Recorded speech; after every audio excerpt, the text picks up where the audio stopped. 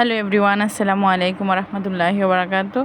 তো নিয়ে আসলাম আজকে মাংস খেতে খেতে একদম ভালো লাগছে না, যার জন্য একটু মাছের ডিম বোনার রেসিপি নিয়ে আপনাদের মাঝে চলে আসলাম। এখানে গরম মশলা, আর এখানে দেখতেই পাচ্ছেন মাছের ডিমগুলো। তো মাছের ডিমগুলো একদম ধুয়ে প্রসেস করে নিয়েছি। তারপর এখানে হলুদ গুঁড়ো, আদা রসুন বাটা, আর স্বাদ মতো লবণ, আর বেশি করে পেঁয়াজ কুচি, আর এখানে কাঁচামরিচ, আর পরিমাণ মতো তেলটা আমি এখন অ্যাড করে নেব। আর অল্প একটু জিরে গুঁড়ো নিয়ে নিয়েছি এখানে। তো আমি প্রথমত শিলপাটার মধ্যে আগে বেটে নিয়েছি এই গরম মশলাগুলো। তারপর এখন রান্নাটা আমি বসিয়ে দিয়েছি। এই যে পরিমাণ মতো তেলটাও অ্যাড করে নিলাম। তারপর একটু নেড়ে ছেড়ে আমি এখানে অ্যাড করে নেব, গরম মশলা, আদা রসুন বাটাটা অ্যাড করে নেব। তারপর এক এক করে সব ধরনের মশলাগুলো অ্যাড করে নেব। তারপর আসলে সব সময় মাংস এক জিনিস খেতে ভালো লাগে না, মাংস মাঝে মাঝে চেঞ্জ আসা দরকার। তো যাই হোক, এখন আমি আপনাদের মাঝে মাছের ডিমটা আমি কিভাবে ভাজি বা আমি কিভাবে রান্নাটা করি এটাই আপনাদের মাঝে জাস্ট শেয়ার করব। তো এখানে আমি সব কিছু এখন অ্যাড করে নিচ্ছি। লবণ, স্বাদ মতো লবণটা অ্যাড করতে হবে।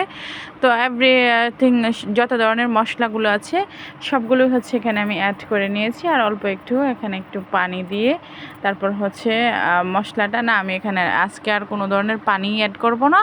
তো জাস্ট এভাবে মাছগুলো দিয়ে ওপিট ওপিট করে একটু মাছের ডিমটা দিয়ে এগুলো তেলের মধ্যে একটু ভাজা ভাজা করব। তো ভাজা ভাজা করার পরে এখানে কিন্তু মাছের ডিমগুলো কিন্তু ফুলে একদম ডাবল হয়ে যায়। মাছের ডিমগুলো অল্প একটু মাছের ডিম নিলেও অনেকটুকু হয়ে যায়।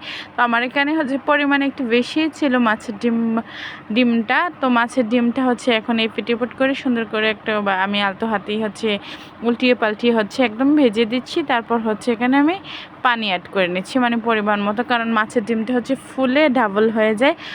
এর সাথে আপনারা চাইলে ছোট ছোট করে আলু কুচি করে আলু অ্যাড করে নিতে পারেন ভাজির সাথে। তো আমি আমার অতটা সময় নাই, আর আমার মাছের ডিমের পরিমাণটা অনেক বেশি, যার জন্য আমার আলু কুচি দেওয়ার প্রয়োজন নাই।